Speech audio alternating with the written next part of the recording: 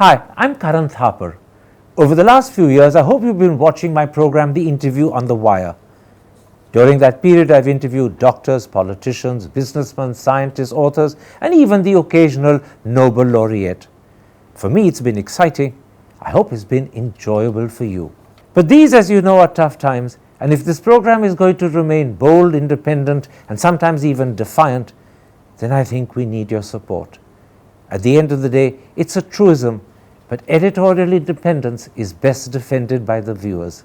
So if you would like this program to remain the way it is, forthright, outspoken, and interesting, then would you consider supporting us? All you have to do is to click on the description at the bottom. But more than anything else, I hope you will continue to watch the interview. Your viewership means an awful lot to me.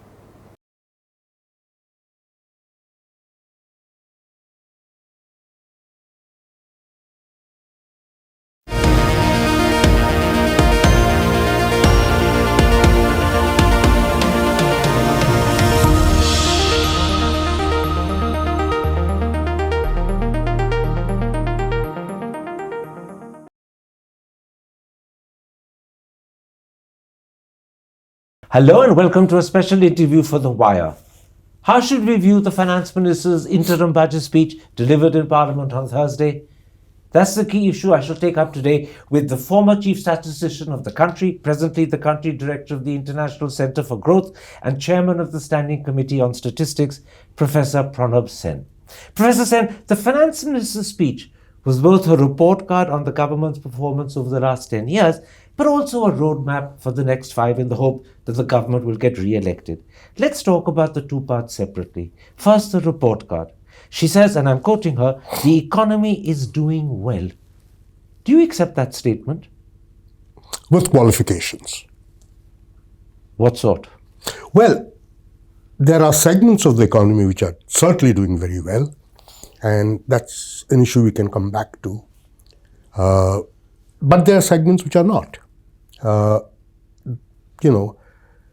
Rural India is still in doldrums. The data that we have on rural wages is not encouraging at all.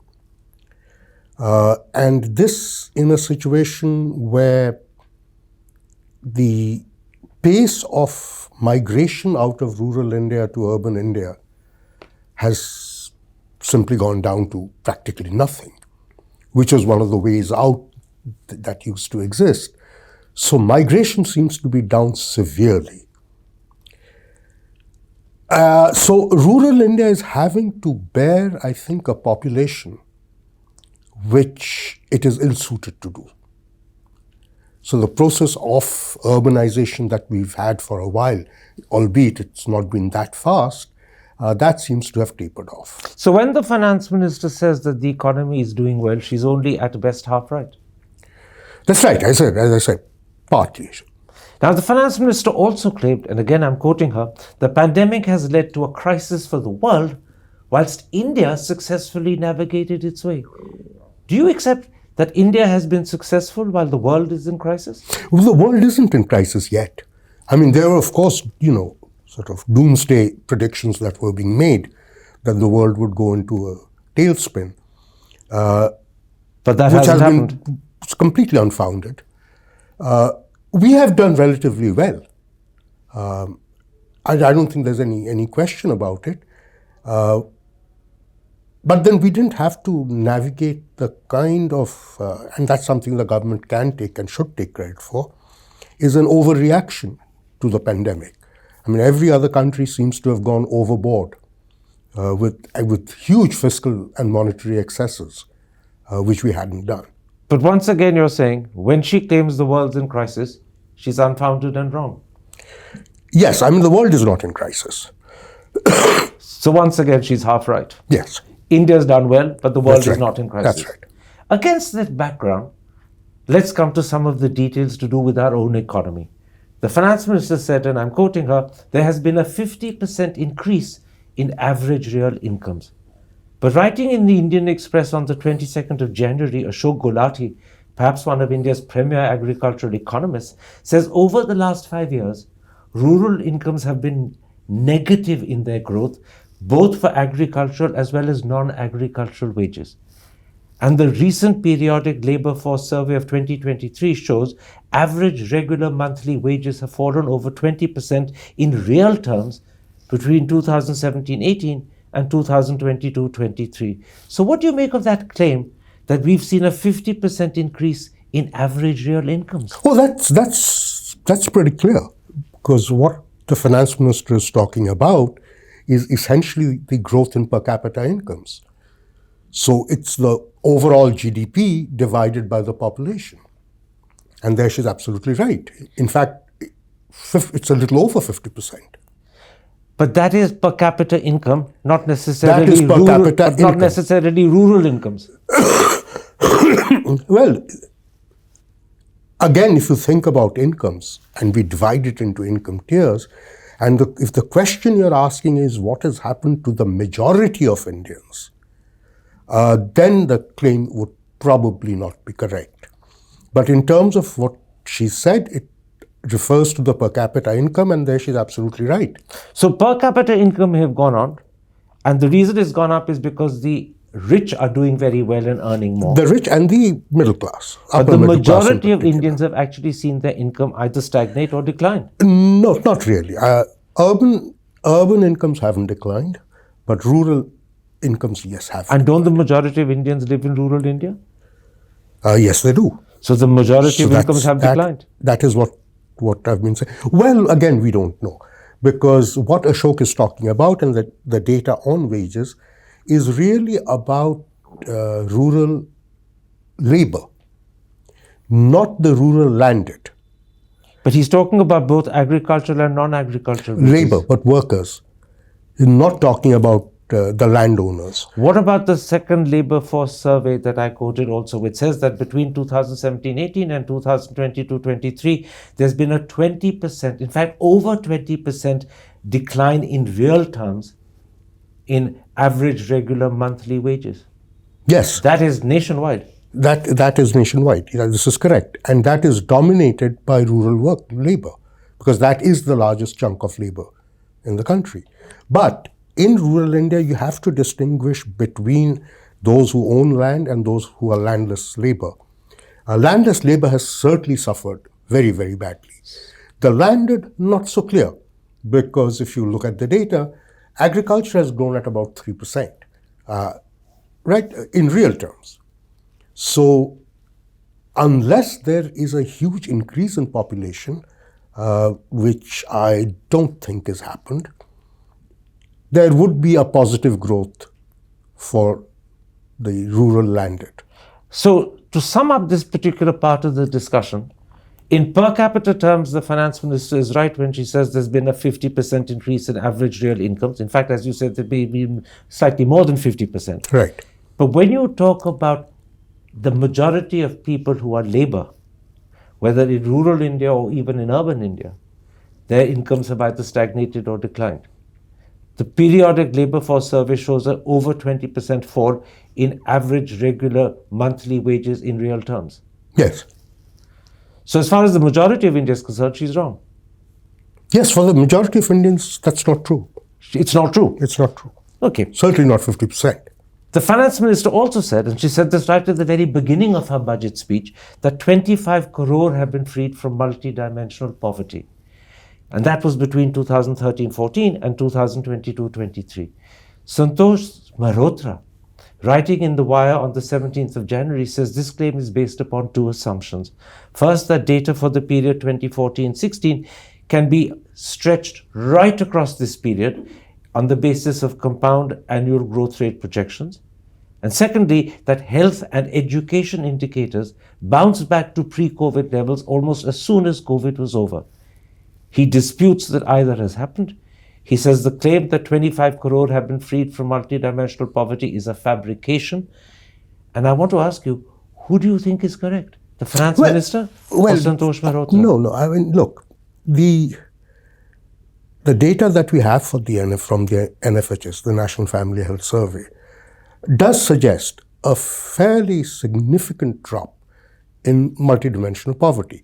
Now, the point is that the finance minister was using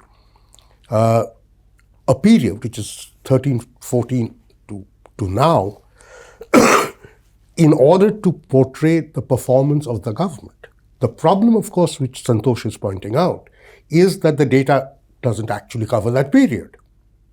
Right? So what you're doing... projections have been taken to make it cover. What you've done is you've got data for 15, 16, you have interpolated that backwards to get 13, 14, and then you have extrapolated to get 23, 24.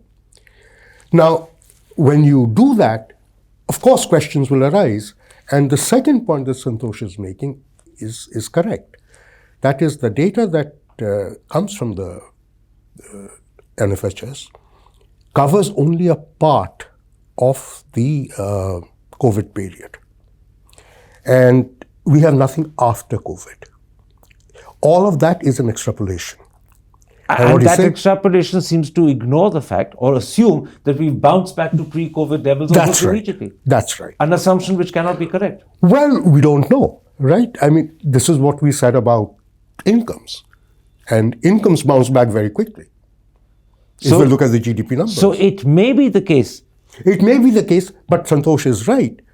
What it doesn't take into account is that there would have been a dip in the middle during COVID. So then, on balance, who do you think is correct? The finance minister or Santosh Mehrotra? Well, it depends. Santosh, I don't think, is taking a categoric position about how much the decline is. The finance minister is using this, it's a Niti Aayog report on which her observation is based. And she's quoting that, right? Now, the Niti Aayog report is a technical report. And I think in all fairness, the attack should have been on the Niti Aayog report. The finance minister is just quoting a document. But in quoting it, she's verifying it. She's giving it credibility. Well, in a sense, she's accepting it. I mean, that she's accepting it as an official government position. And what you're saying is that there are reasons to believe that the decline may not be as great as 25 crore. It may not be. We don't know. So once again, as regards the finance minister who's accepted the Niti Aayog report and therefore given it credibility, what you're saying is there has been a decline, of that there is no doubt, but it may not be 25 crore. It may not be as large as she is making it seem to be. Yes, I mean, it would have been completely unexceptionable if the quotation had been for the period which is covered by the National Family Health Survey, which would be only a part of the period rather than the full 10 years. Right. Right? I mean, that would have been unexceptional. And it's the interpolation backwards and the extrapolation forwards that raises question marks. Okay, correct. So here at best, she may be right, she may not be right, but there are question marks about it, that's for sure. That's right. Let's come to the employment situation. Unemployment in October was 10.5%, the highest it's been for 2 years. In December, it's been at 8.7% levels. The periodic labor force survey says that 58% of people who are employed are self-employed, a rise of over 6% compared to 2017-18. And within that category of self-employed, it turns out that 40 million were unpaid in 2017-18, and that number has bounced up to 95 million by 2022-23. Yet I don't believe the finance minister said a word about unemployment and jobs. Now, are unemployment and jobs not a problem, or are they a problem that she ignored in her report card? No, I think it is a problem. It's not unemployment per se. I mean, the first thing, underemployment. Karan, let me also clarify that the figures that you quoted of 8.5 and 10.7, or vice versa, is really from the CMIE database, right? The PLFS suggests that the unemployment rate has actually dropped to 3%. So when you're quoting the PLFS data on the composition of the workforce, where there has been a 6 percentage point increase in self-employed, that 6% increase has led to this 3% unemployment rate.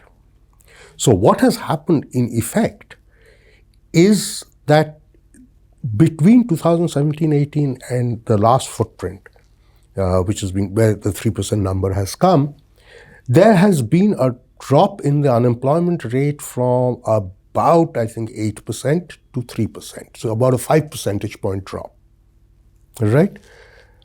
And self-employed has gone up by 6 percentage points. That's right. Which means that there is an additional 1% who were otherwise engaged, who have also gone into self-employment. Now, if you think about self-employment is in and of itself not a bad thing. We are a country of entrepreneurs, basically. And a lot of our self-employment is a good thing. It's an expression of entrepreneurship. The point is that over the very short period of time, the kind of numbers you're talking about, so if you think of 6% of the labor force, right, that's 24 million people. Quite right. Okay. Now, 24 million new entrepreneurs in a period of 4 years, 5 years, that seems a little excessive. And also, what is the level of entrepreneurship they're indulging in? Very low level. As you said to me in November, they're probably pavement stall owners. They are, which is why that figure that has been quoted about unpaid work is so worrying. No, it's not worrying. It's a part of the same story. Quite right. Their family members helping out somebody who was otherwise looking after it by himself. But not getting paid themselves. Well, they're not technically. It is whoever is running the pavement stall or whatever who is getting the payment. Which is why the unpaid helper. Which is why underemployment or unemployment remain a major concern. That's right. I mean, so the productivity on these things are extremely low. So the finance minister's silence on the subject of unemployment, underemployment and jobs is a bit inexplicable. It is. I mean, it's actually slightly worse because the PLFS data also shows a fairly significant increase in the number of casual laborers. So would I be right in summing up this part of the discussion by saying that unemployment and underemployment and jobs are a major concern and have been a major concern? It's a huge concern. And her silence on the matter is inexplicable. Well, it depends on what you expected from the budget speech, right? Honesty. So, honesty. I mean, this is the truth, the whole truth, and nothing but the truth. Truth, that's certainly a question. The whole truth? No, I mean, you cannot insist on the whole truth. Except that when the finance minister deliberately goes out of her way to present a report card of the government's performance over the last 10 years, you do accept that one of the most major problems afflicting the economy, jobs and unemployment, will be discussed. There was no mention of it. There was no mention of it. I mean, I think that's failing. And I think it was deliberate. Because it's a problem for her. It's a problem area and it's nothing to write home about. Absolutely. She was covering up or she at least was not admitting to it. Well, yeah, let the opposition raise it, right? What are they there for? Let's come to private sector investment. On the 15th of January, just literally 15 days before the finance minister spoke, the London magazine The Economist said it has been sluggish during Mr. Modi's time in office. Not so long ago, the finance minister herself, just 15 months ago, said to industrialists, have you, like Hanuman, lost your confidence in your capacity and your strength? Do you need someone to hold your hand? And yet again, not a mention about the fact that private investment is sluggish right through the 10-year period of the Modi government. Yes, it's not even 10. I mean, it's a budget speech, so she could have confined herself to a smaller period. What is inexplicable is that private corporate investment remains sluggish even after what happened in the post-COVID period, where corporate India did extremely well. If you look at both the top and bottom lines of Indian corporates, they've done absolutely fantastically well post-2022. But they're not investing. And that is the problem. And that is really a big question mark. But again, on that subject, there was complete silence from the finance minister. Yes. Well, again, this is the thing. This is something that she should have been asking herself.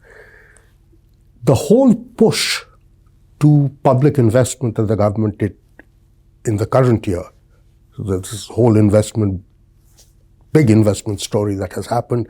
And she's given a, I think, 11% hike on investment for the second year, next year. The whole idea of all of this is to actually kickstart Investment. investment in the private sector.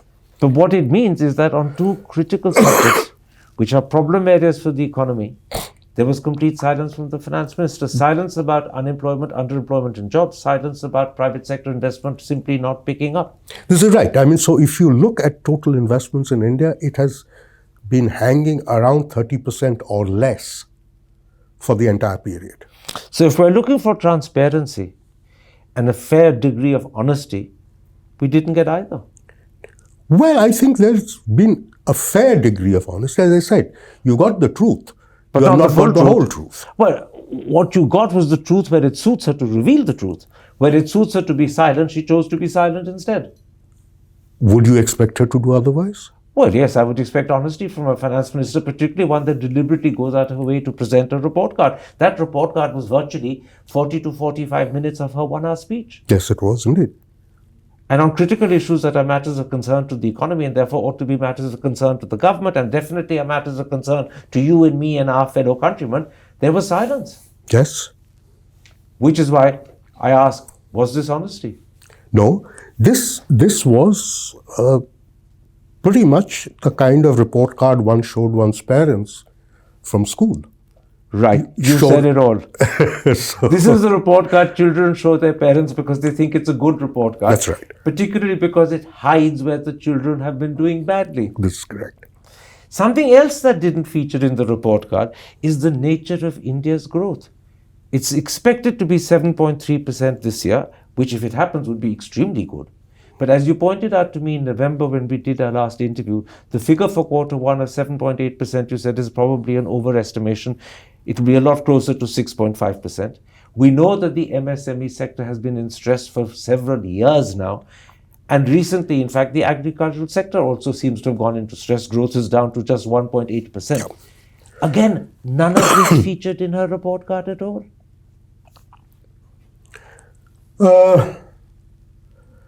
I'm not sure how it would feature in it, if you think about it. You mean it's too much to expect her to admit that the figure of 7.3, which she's obviously accepted, may not be realized? You know, as a statistician, having headed the statistical system,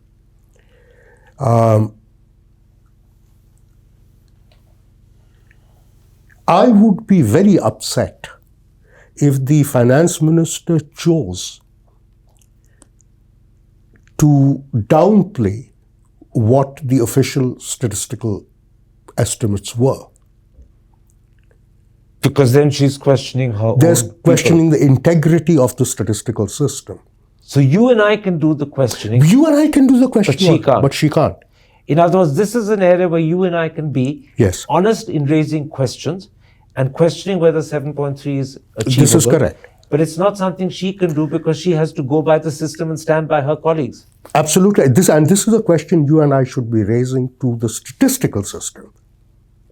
It's also something that you and I can do to prick the confidence with which she was believing that 7.3 would happen. She can't question that confidence, but you and I can question But you and I can question it. which yes. is what we're doing. That's right. Now, she has, however, and let's give her credit where it's due, brought the fiscal deficit down to 5.8% against the budget estimate of 5.9%. How much credit does she deserve for that? And has she done it by reducing expenditure or by cutting back on borrowing? Well, look, the borrowing is the fiscal deficit. So that's an outcome. The question is, how has she reduced her borrowings? And from all the data that I've seen, public investment, which is capital expenditure of the government, is up. There's no question about it. All right? Which means that the reduction must have come in revenue expenditures. The real question is where? What's your answer? I don't know. I really would have to look at the budget document. I have to actually lay down scheme by scheme what the outlays have been. to identify where the cuts have been made. We know, for instance, there have been reductions in subsidy. Some of it is fortuitous because the global commodity prices came down and therefore the need to give subsidies for fertilizers and fuel declined. So that's a part of the story, but it's not the complete story. So that amounts to, I believe, around 30,000 crore. Yeah, which is not that much. But there clearly must have had been substantive cuts in other revenue expenditures. And I would really like to know where these cuts have been made in order to assess what are the welfare implications of So these it is cuts. possible that some of the cuts would have welfare implications. Very likely. More than likely, I would say. And that could be worrying. Well, it depends. It depends on where the cut is. Because, frankly, again, none of us have actually heard any screams of complaint about the government cutting back. So the cuts are being made, clearly, but where they're being made, what their implications are, particularly the longer-term implications, those are yet to be analyzed, and I think they need to be analyzed. So we don't know where the cuts have been made, but clearly cuts have been made, and we don't know whether those cuts would be worrying or not, because we don't know what sort of welfare cuts they are. But yes, nonetheless, she still gets credit for having reduced the fiscal absolutely, deficit. she does. Now, look, there were lots of subsidies which are unnecessary, frankly.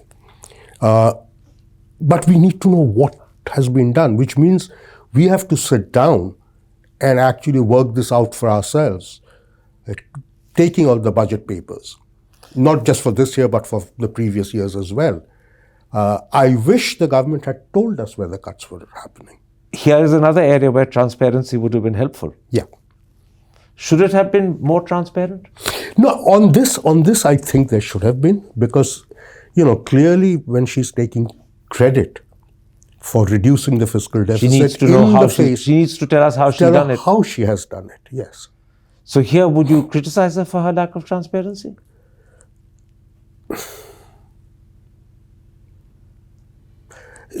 Well, in the speech, no.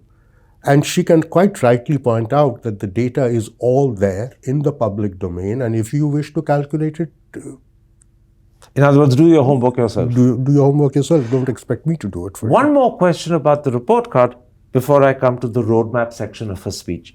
In what was meant to be a budget speech, she gave the government credit for things like a good performance at the Asian Games, for the large number of chess grandmasters that India has acquired, for women's reservation in Parliament, which will not happen for another 5-6 years, but nonetheless she gave credit for that, and for criminalizing triple talaq. Did all that surprise you? Not entirely. Karan, let's accept one thing. There are only two public statements of government which people listen to. The first and most important, of course, is the Independence Day speech. And the second is the budget speech. Everything in the middle is by and large ignored by people at large. So it's understandable. So it's understandable that you take, you're not going to get another Independence Day speech happening before the next elections. So this is the last one you got. What you're saying, in effect, if I can put it like that, is politicians being politicians, they will grab every available good opportunity to give themselves credit, even if it is irrelevant to the subject they're discussing. Oh, absolutely. You've got a captive audience. But you and I do accept that these issues that she brought up are irrelevant to the budget speech. Irrelevant to this, absolutely. One more point about this. She reinterpreted acronyms like GDP and FDI. Yes. GDP, she said, is now governance, development and performance. FDI is first to develop India. And bizarrely, she came up with the figure for capex infrastructure, which is a total of 11,111 lakh crore, precise to the last rupee, which is incredible. Was that wise and sensible and serious, or was it just gimmickry? The probabilities of that happening are low. Close to zero, I'd say. Pretty close. No probability is ever zero. But it would be a fluke if it happened. It would be a fluke if it happened, yeah. So I think it was... So do you think it was targeted. Do you think this is a bit of numerological superstition? May well be. Worrying in a finance minister. I am not an astrologer, so I But really it would don't be know. worrying in a finance minister if she believes in numerology when you were hoping that you'd be believing in something more scientific. Well, most politicians wouldn't subscribe to your line. Yes, most politicians behind their back, if not in front of your face, do this, don't they? Fingers crossed. And so do we. Indeed. So it's understandable if the finance minister does as well. Absolute. Okay, let's at this point come to the roadmap section of her speech. She's laid out a roadmap for the next 5 years in the hope, or rather in the belief, that she and her government are coming back. She said, and I'm quoting, the next 5 years will be years of unprecedented development because she said the government plans to undertake what she called next generation reforms. But if you look at the three big reforms that they attempted in the last 5 years, labor, agriculture, and privatization and asset management, all three never saw the light of day. So That's true. And she didn't even mention those subjects in her speech. So how reassuring is it to hear that we're going to have 5 years of unprecedented development? Well, it's rhetoric, right? That's all. That's all. I mean, either you say nothing, or you say the next 5 years are going to be very challenging. Right? Or they're going to be brilliant. Or you say what she said. So in other They're words, going to if be it's brilliant. rhetoric, what you're saying to the audience is don't take it seriously. These are things politicians say, Yeah, sometimes even expected to say. And things like we'll do, big reforms, without specifying in what areas and what manner of reforms you're talking about. Again, is leaving it open-ended. Okay, so that's fine. so- This is rhetoric. This is Don't pay complete too much attention to it. It's the sort of thing politicians tend to say. Yes. The big expenditure is, of course, the 11.1% increase in capex, amounting to 11.11 lakh crore, which is 3.4% of GDP. No doubt this is very welcome, but doesn't it underline the point that she's having to do the heavy lifting because private sector industry is failing to step up to the plate? Something she didn't talk about in her report card Well, it's section. not just that. It's not just that. It's also the states have been hanging back. All right? And that is, again, an issue that needs to be thought through. There has lately been some talk about the fact that although the last Finance Commission recommended 42% tax sharing, what has actually happened is only 32%. Because surcharges and cesses Have gone up and taken up the difference. And this particular thing really goes against the grain of cooperative federalism that is talked about. That's something that really needs to be noted, because if the states don't pick it up, and they can't because they're not getting the funds, the central government will have to do the heavy lifting. But you also have to note that the kind of investments that the central government makes and the kind of infrastructure investments state governments make are very different. And the question that we need to ask is this imbalanced model of public investment, where the center is doing a very large amount and the states are not, is that the type of infrastructure we want and need? That's a question that's not being asked. What's your answer to that question? My answer to that is that if we are talking again about the corporate versus non-corporate in rural India, it is the state investments which really help the latter. Central government investment generally tends to help the larger corporates. So by denying the states the guaranteed share of full 42%, she's actually ensuring that the sort of investment that is most beneficial is not happening. This is right. Or is happening in reduced numbers. Yeah. So she has two problems on the investment front. One, that private sector investment is simply not stepping up to the plate, and there's very little that she seems to be able to do to encourage it. And secondly, because the government is increasing cess and surcharges, the states are getting less money, and the money that they invest is more beneficial, but that is not being invested. That's right. So we have a double whammy on our hands. Yeah. Without a solution. The only solution is a political solution. Give them more money. No. I mean, if you're going to raise taxes, raise the tax rate so that it's shared. You know, there should be, I think, some sanctity to the Finance Commission award.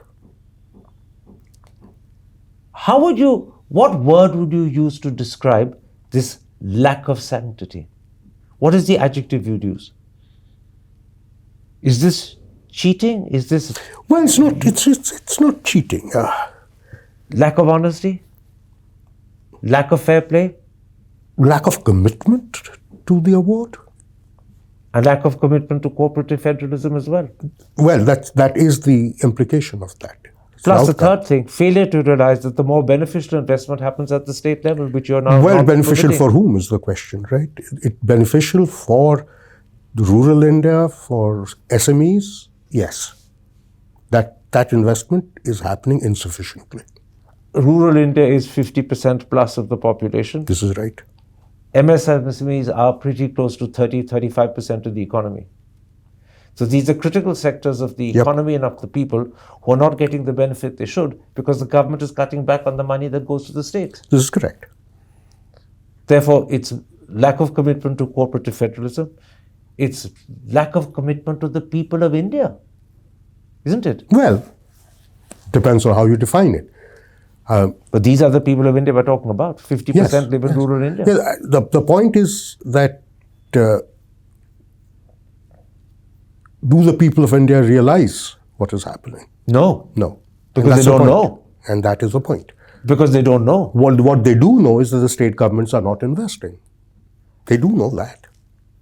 And the centre is hoping the blame will go to the state governments. Well, yes and no. Center. I mean, so this is crafty politics. What the finance minister will probably tell you is that she has made a significant provision for interest-free loans to states for infrastructural investment purposes. Yes, but there's a tag attached to that, isn't it? If they accept those loans, they can't borrow money more from anywhere else. Well, they can with approval of the central government. Absolutely, which may or may not be forthcoming. Which may or may not be forthcoming, and that's something that particularly the opposition states are very wary about. So we have a double whammy problem facing investment, and half of that problem is created by the central government in not giving enough funds to the states. This is right. To that extent, the central government is to blame. Now, the immediate problem hobbling the Indian economy, now coming back to something we discussed a little earlier, seems to be unemployment or underemployment, and the consequence of which is clearly poor levels of demand and poor levels of consumption. To what extent will that 11.1% increase in capex, amounting to 11.11 lakh crore, tackle this particular issue? Not a whole lot. As I said, public's investment by the center would be in things like national highways, it would be in airports, ports, trains, harbors, trains. These are these are large-scale investments, usually carried out by very, very large corporations. These are not small things which are done by local contractors. They are not labor-intensive. So money won't go into pockets where it's needed to increase consumption and demand. That's right. So that demand problem, that consumption problem, has not been adequately tackled. Through this means, right? Not through this. The question, of course, is that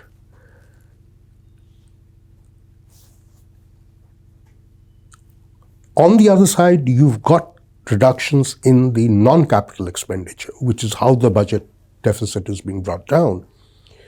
What effect that is having, We don't know. we don't know. And that can actually add to the problem. Absolutely. It could further depress consumption, This is further right. depress demand. Yeah. Once again, we could have a potential double whammy. I'm saying potential. Potential. What she has said is that the eastern region will be the focus of the government's attention and concern if it gets re-elected. She's promised to build 2 crore more houses in the next 5 years. She's promised to increase the number of Lakhpati Didis by 1 crore again in the next 5 years. And she's promised to expand Ayushman Bharat to cover all Asha and Anganwadi workers. If all of that does happen, how much of a difference would it make? Well, I don't know what focus on eastern state means. I mean, in terms of, I presume it means in terms of where the public investment, the central government investments will go. That is what everyone presumed. We are all presuming that we don't know what it actually means. And we will only find out When it time. happens. Yeah. Because it can't be done in a single budget.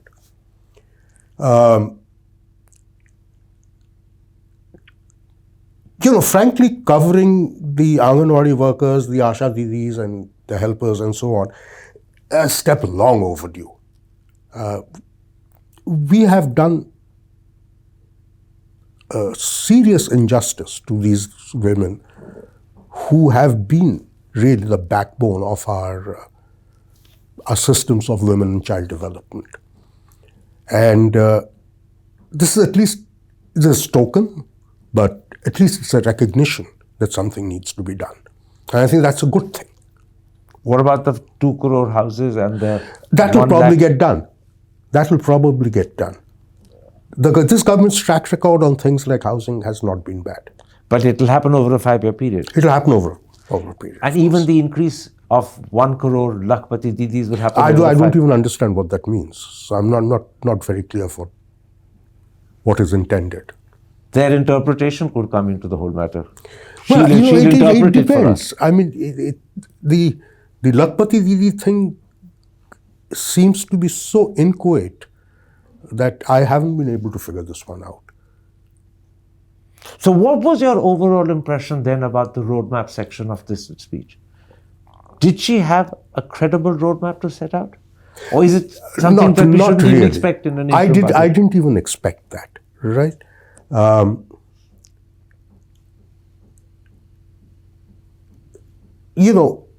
We're at a stage where political parties are now finalizing the election manifestos. Their attention is not on this. Their attention is not on this. And the last thing that they want is to actually release a part of their manifesto in the budget speech. So she shouldn't even have bothered with the roadmap for the future because no one was expecting Well, it from it her, is, as and she I hasn't said, got very much to the say. roadmap that she's laid out is so vague that it doesn't really amount to a roadmap. It's more a landscape than a roadmap. And it might have been better for her not even to attempt it. Well, you have to make a speech. She can't just present the accounts and say, thank you very much, bye-bye. That's right. Let me end with an overall impression that most people have picked up and ask whether you agree with it. Most people hearing, particularly the first 40, 45 minutes when it was in fact the report card section of the speech, but even when they heard the roadmap section, came to the conclusion that this is the finance minister of an extremely confident government that is convinced it's going to win the elections in April and May. And therefore we're seeing no populism like we did in 2019. There's no attempt to create or kick up PM Kisan, as even papers like the Business Standard has speculated might happen. Would you agree that this was a sign of a confident finance minister convinced that her government will be back? Yes, absolutely. I mean, look, in a situation where the party in power was unsure of the upcoming elections, they would have taken this opportunity to unveil all kinds of goodies. This is a government which clearly believes it's coming back, and they do not want to have baggage that they've inherited from themselves. They'd be burdening themselves if at this moment of time Absolutely. they were throwing money at the people. That's right. So we've come to the conclusion, and correct me if I'm wrong, that much of the roadmap was vague, It wasn't even a roadblock, it was at best a landscape. She had to say something, which is why she said it, but she had not very much to say. This is correct. And in the report card section, we've come to the conclusion that 2 or 3 important issues of concern to the economy, like jobs and unemployment, like private sector investment, and possibly you could add to that the nature of growth that we're going to see, were either not touched upon at all, or in the case of the growth section, they couldn't be touched upon because she couldn't question what her officials are giving her. She has to accept it. You and I can question it. This is right. Which means to say that it was a confident performance, but when you scratch the surface, there are lots of gaping, glaring holes. Well, yes. I mean, in the sense that there are things that you and I may have wanted covered and were not covered. Those are the holes. Yeah, I mean, those are omissions. Deliberate. Deliberate, obviously. But unfortunate. From our perspective, yes, indeed. From the perspective of the government, probably not. Because the government doesn't want to tell the whole truth. Yes, absolutely. They only want to tell that truth that suits them to tell. Yes. Not the truth that embarrasses them. No, that's for the opposition to bring up, right? Professor Sen, thank you very much indeed. You're welcome. Enjoyed it. Thank you, sir. Thank you very much indeed. Hi, I'm Karan Thapar. Over the last few years, I hope you've been watching my program, The Interview on the Wire. During that period, I've interviewed doctors, politicians, businessmen, scientists, authors, and even the occasional Nobel laureate. For me, it's been exciting. I hope it's been enjoyable for you. But these, as you know, are tough times, and if this program is going to remain bold, independent, and sometimes even defiant, then I think we need your support. At the end of the day, it's a truism, but editorial independence is best defended by the viewers. So if you would like this program to remain the way it is, forthright, outspoken, and interesting, then would you consider supporting us? All you have to do is to click on the description at the bottom. But more than anything else, I hope you will continue to watch the interview. Your viewership means an awful lot to me.